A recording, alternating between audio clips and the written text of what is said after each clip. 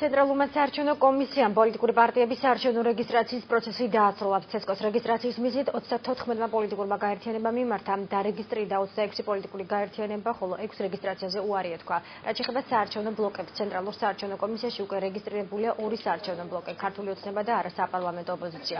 ბლოკების შექმნის მიზნით კომისიაში დამატებით 2 განაცხადია შესული. რეგისტრირებულია პარტიებიდან ბლოკის ერთიანი ნაციონალური მოძრაობა, შექმნის თაობაზე ცესკოს ერთიანი ნაციონალური მოძრაობა და ქრისტიან კონსერვატულმა პარტიამ მიმართა. ხოლო თვითმმართველობა ხალხს ბლოკის შექმნის მოთხოვნით კომისიაში განაცხადი შეიტანეს პარტიებმა ევროპელი დემოკრატები და სამართლიანი საქართველოსთვის. აღნიშნული პარტიების ბლოკებად რეგისტრაციის პროცედურები 9 მაისისთვის დასრულდება.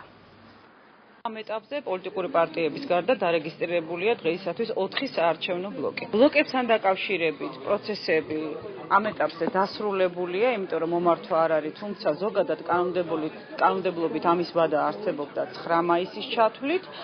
ასევე ჩვენ არჩევნებამდე 30 დღით ადრე უნდა გამოვაქვეყნოთ ოფიციალურად ყველა რეგისტრირებული პარტია და ბლოკი ცენტრალურ საარჩევნო კომისიის ვებგვერდზე.